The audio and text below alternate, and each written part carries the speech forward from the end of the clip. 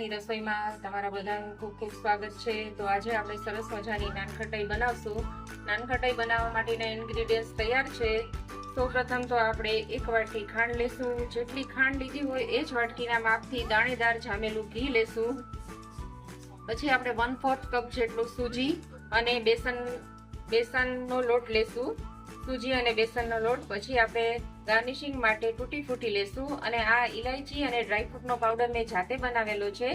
આ તમે સ્કીપ કરી શકો છો, આને બદલે ફક્ત તમે ઇલાયચીનો પાવડર જ રાખી શકો છો। અને આ 1.5 વાટકી જેટલો મેં મેંદો લીધો છે। ચલો આપણે પેલા ખાંડને બાઉલમાં લેશું અને ચાળી લેશું। એની અંદર એડ કરી દેશું।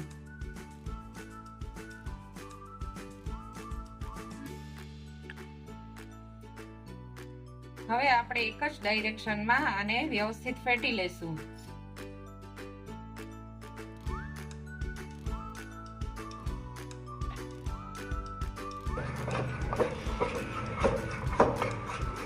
તો જો કે મિશ્રણ એકદમ વ્હાઈટ થઈ ગયું છે અને એકદમ ફ્લફી થઈ ગયું છે। એટલે આ જે મેંદો છે એ આપણે આમાં એડ કરી દેશું।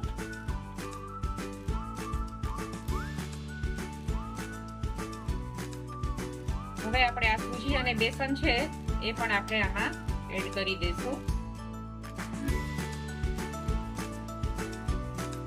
હવે આપણે 1/2 ટીસ્પૂન જેટલો બેકિંગ પાવડર એડ કરીશું, જેથી આપણી નાનખટાઈ ખૂબ જ સરસ સોફ્ટ બનશે। ઇલાયચી અને ડ્રાયફ્રૂટનો પાવડર છે તે એડ કરી દેશું આપણે। અને આપણે આ બધા આખા મિશ્રણને સારી રીતે મિક્સ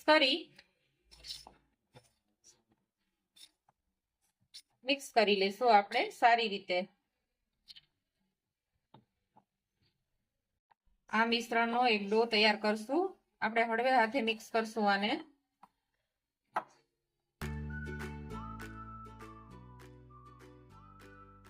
ફ્રેન્ડ્સ, તો આપણે સરસ મજાનો એક ડો તૈયાર કરી લીધો છે। આપણે ડો માંથી નાનખટાઈના માપના નાના નાના લુવા તૈયાર કરશું।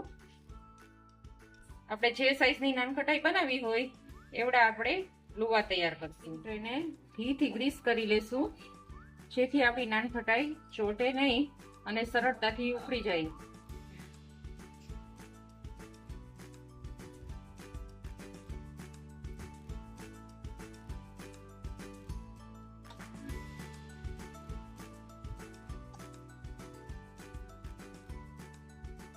હવે આપણે બધી નાનખટાઈને તૂટી ફૂટીથી ગાર્નિશ કરી લેશું।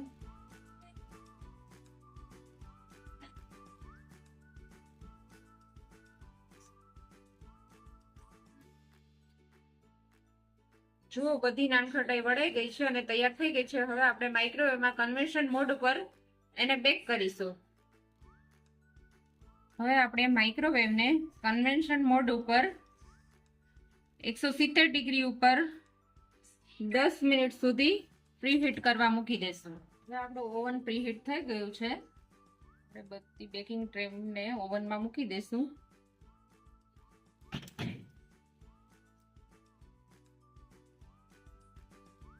હવે આપણે કન્વેન્શન મોડ ઉપર 170 ડિગ્રી સેલ્સિયસ તાપમાને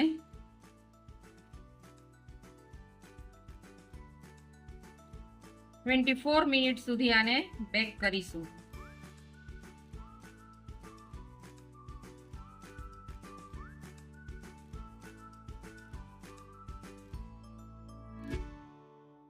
ફૂલીને તૈયાર થઈ ગઈ છે। હવે આપણે એને 20 મિનિટ સુધી ઠંડી થવા દઈશું। તમને આ નાનખટાઈ કેવી લાગી તેની કોમેન્ટ અચૂક કરજો અને મારી ચેનલને લાઈક અને સબસ્ક્રાઇબ કરજો।